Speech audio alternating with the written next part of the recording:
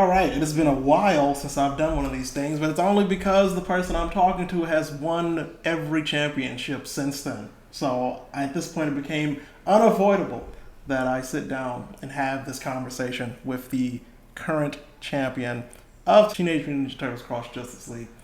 It is Team Best from Now's own WhoDat. How are you doing, sir? Yo, I'm good. I'm good. Finally got the interview in. Yeah, my arm has been twisted. I was like, maybe someone will knock him down. But apparently not. You are on a hot streak, unstoppable force of nature for one reason or another. That is probably entirely my fault somehow. I think it's definitely your fault. Yeah, that's fair. Anyway, Yeah. we're going to jump right into this thing. First question. How long have you been playing fighting games? Ooh, that's a really loaded question because basically I've been playing my whole life. So if you want to say like how long I've been playing competitively, then I would say for the better part of 2 decades now. For real, it's like literally my whole life. Like I grew up playing fighting games. Well, I'm somewhere in between. Like, I've always played them, but I've never really took them seriously until like roughly 17 years ago, I guess. But that's because I'm old. So that sounds like a long time to most people. But Yeah, we're that's, ancient in fighting game years. yeah, we're unfortunately starting to look at the next generation as those darn kids. Yeah, they'll be fine. So, what made you try fighting games for the first time then? Honestly, man, I'm old school. So being back in the arcade, I used to just go there. Like it was the craziest thing. It's like kind of bad parenting in a way. But so my parents would go to the mall and there was always an arcade in the mall. But I hated shopping. But they knew that like if they gave me, a couple of dollars and just left me in the arcade, that I'd be fine and they could always come back and get me. So like I'd be in the arcades all day and I would see like these huge crowds around the fighting games, obviously like Street Fighter 2 and stuff like that. So I realized like early on that those games actually gave me the longest amount of playtime because like if I win, I could just keep playing against people. But most of the arcade games like back then were like super hard and they're made to like take your money. So like it was a competition thing, but it was also like, hey, like I can play for a couple hours on like $1 and not lose like, my all my tokens in a shooting game or something like that. That's pretty much on par with how most of us grew up. There was Aladdin's Castle for me, in which Yep. my parents would just go off to Sears, J.C. Penney's, and all that stuff, and I would just not interested in any of it. Yeah. I got a lot of my first matches in Marvel 2 at that place, so dating myself a bit. Back when that was the hot new game in the market. But You say you dated yourself. I pulled out Street Fighter 2. I So mean, like yeah, I can't really go. And I've played that in a laundromat in New York. It's like the only real experience I have remembering that game off the top of my head. And I can't even tell you when that happened. But moving on, obviously you've played the game. What was your Yep. first impression of Teenage Mutant Ninja Turtles Cross Justice League when you played it? Okay, so initially when I heard about it, I was hyped because I'd already played Tournament Fighters and a bunch of other fighting games, but Tournament Fighters was one of my for SNES is I have to clarify that is one of my favorite fighting games. So it was kind of like, well, this is like the spiritual successor to it. So I was like, okay, that's cool. Like it has all the characters that I used. So I was gonna play. But when I played, I was just all like, okay, I see Rat King. I'm gonna use Rat King because he was busted in the other game. You couldn't use him, and it was weird to me because I was just all like, well, he's so different. But I liked the game, and I think the best thing that happened to me was playing in that first tournament with only about like under an hour of actual gameplay, like time in. It was like me and Dragon Charles, like we got it and we're like just gonna play. And I was like, we're gonna enter the tournament, we're just gonna do it. Like, right. And I had only played for under an hour. And I think losing in that tournament was really what made me like kind of just sit down and just be like, look, I need to get good at this game because I don't like losing. So that was like the main catalyst for me to really like dive into it. Otherwise, like I was gonna play it anyway, but I think that's what really like made me look like I need to get serious with this and try to see if I can win. But it's a sick game. I love it. But after the first tournament, I think that a lot of things were put in place in terms of how the competition would be going forward. Because the first tournament featured a lot of heavy hitters and people who were known in many other games and they all were just kind of wiped out by the person who played the most. And then as the second tournament came in, we saw things start to level out with the people who are sticking with the game versus the people who are just playing the game. And then it Yeah. got to a certain point where it was just you and Dragon Charles in top two, like 2 times in a row. And even in a tournament that was like unofficial, it was happening. And I was like, okay. So I think it's safe to wager that these two play each other a lot. And the tech that was pulled out were things that I knew about most of what you were doing, but there was a few things that I was like, oh man, you can do that, can't you? And I went and looked at it, and I was like, yep, that's a thing that I allowed because I didn't think anyone would do that, and I can't do that anymore. So it was very entertaining to say the least. So you started off with very ancient technology these days. How well do you think your fundamentals translated from those games to this one? I think it actually translated really well because I've played so many fighting games. Like, however old you are, as far as like being in the FGC, like you've been in for a while, but you know, it's like Team Best for Now. We used to make a bunch of videos about like really obscure fighting games. So we've played so many, but like the fundamentals from just like old school games like Street Fighter 2, you know, older KOFs, stuff like that, whatever, it all translates over. Like every bit of knowledge that you gain from playing something else, you can transfer some of that over like to this game. Especially like, you know, for me being a veteran tournament fighters like player, it really came pretty naturally to me. Especially like, you know, with the characters that I used from the other games, which is kind of like why I went back to Wingnut, because he was technically my main in tournament fighters. But yeah, like the fundamentals are always there. Yeah, I'm glad that I've been able to hear that from multiple people at this point because I really, really wanted them to feel at home based on what they've done before, and tournament fighter players especially. So there was a lot of controversy with Wingnut initially because people kept telling me how bad he was, and I was like, but he's not bad. I promise you, he's not bad. And he's got some bad qualities to him in the current game, yes, but what I buffed and changed, I felt was more than appropriate to where that wouldn't matter anymore. But it's just like people wasn't hearing me. And then you came along and pointed out exactly what I was, one, happy about, and two, concerned about. Like I was hoping as the game was beta tested that people would catch on to that. And I was like, is this a step too far?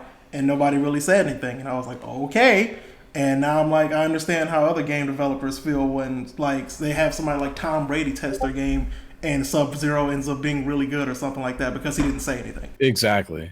I was afraid of that happening, and I don't think anyone did that on purpose because a lot of the testers that played the game, they are kind of disappeared out into the ether since then, which is unfortunate. But like they did contribute a lot while they were here. For all that being said, your first tournament, that was the one that J Destroyer won. But I'm pretty sure that was not your first tournament by any means. So No, how do definitely you not. personally adapt to tournament jitters? It's rare that I get them now because I've been in it so long. The thing is, it's like every once in a while, like I'll get it when I play somebody that I feel is like at least around my skill level or maybe slightly better, right? So, like for example, I played for Raiken, right? And his freaking dark side, it was nuts, right? So I'm seeing him play and I'm just all like, okay, what am I really gonna do about this? Like once he starts going, like how do I fight that? And so like I'll get a little bit of nerves, but it's not like where it's like, oh, I'm butterflies, like it's like scared. It's more of like excitement, like kind of like that test to see like how good am I really? And like I have this thing, like I said, I don't like to lose, right? So it's me fighting against myself more because I'm all like, okay, like the self-doubt is there, but I'm all like, I think I hate losing a little bit more than I love winning, like if that makes any sense. So I'm all like the jitters will go because as soon as I start playing, because it's like I don't want to lose. Yeah, in a way, that used to be how I was back when I was actually doing tournaments consistently. But as you saw from my first foray into an actual tournament again, didn't do so hot. I pretty much have myself to blame on that. But at the same time, I had stressed to people. I was like, yeah, I know I'm good, but if you have better neutral than me, you'll probably win. And that's pretty much what happened because I can have all the skill in the world in a game that I made, but that does not make me good at it. And that's why I had no hard feelings about losing or anything, no salt, because I'm like, well, whatever. It's not like I came here to prove a point. It was just that I was like, if you guys haven't improved by now, then this will be really easy for me. And you did, and I was happy to see that. So you didn't even get to see me in that tournament. Yeah, I didn't even get to play you. Yeah, it's a I bummer. thought I would. Actually, looking at the bracket, I thought we would have actually had to play, but Well, you know, it just happened that way. As you started racking up tournament wins here, did you start to have less concern about your competition? No, actually, it was worse.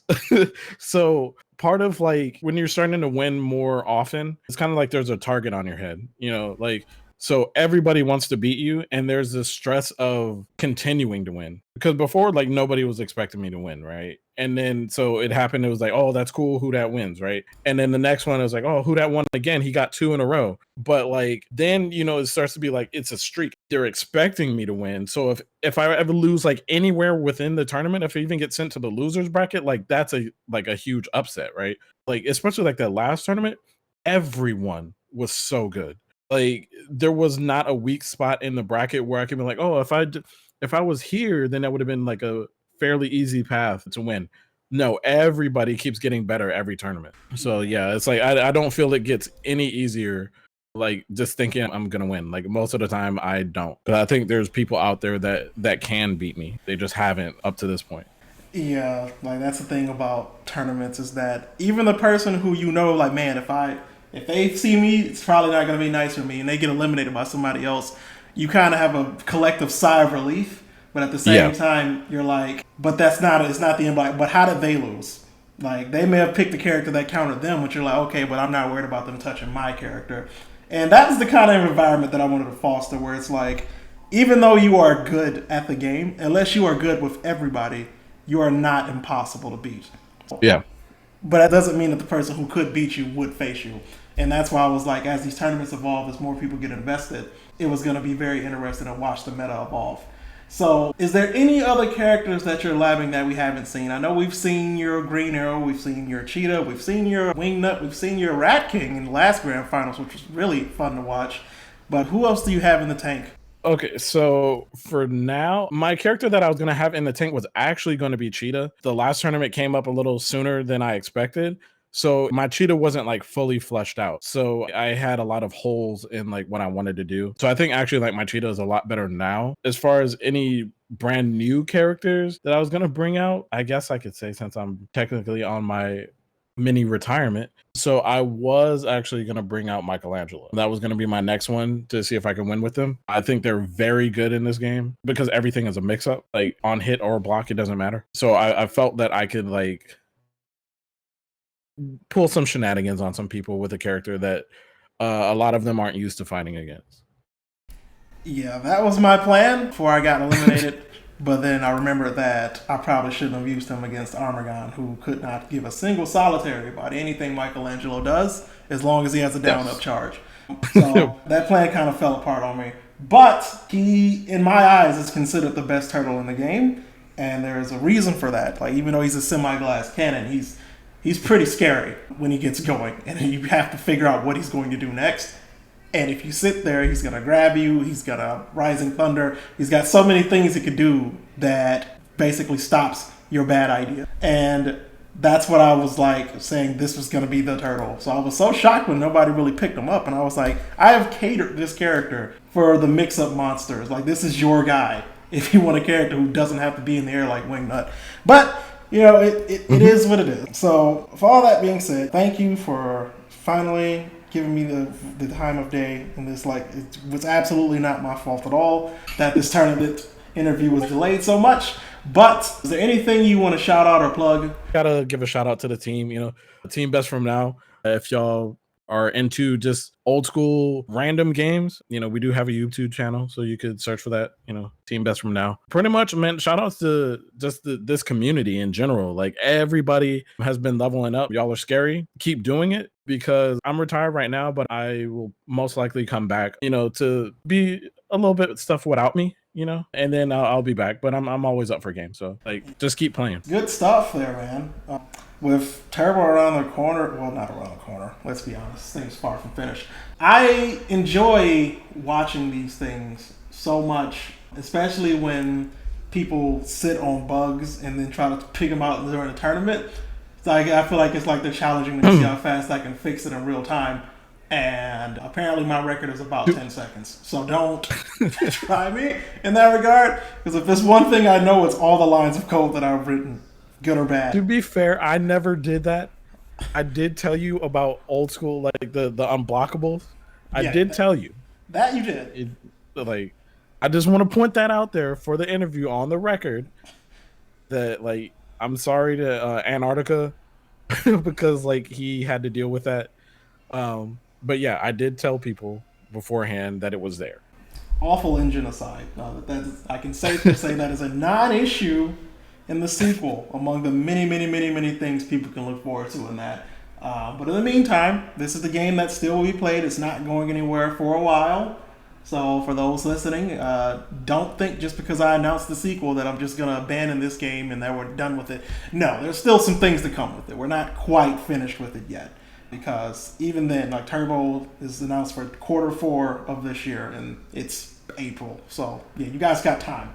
So with that being said, thanks again for sitting down and having a chat with me, and hope to see your return at some point. The next tournament is a paid one, so you picked a very strange time to sit it out, but I understand. I can't take everyone's money. That's messed up. I got to spread the wealth around, let everybody get it, and then, you know, maybe I'll come back and for a different paid tournament, and maybe I'll win. Maybe I'll lose. It's fine to take breaks from things. It keeps it fresh. Yeah. So no pressure or anything like that. You definitely deserve this break that you're going to be on. So we'll see you on the battlefield sooner or later. And you guys will hopefully get to see that. So thank you, and see you guys later.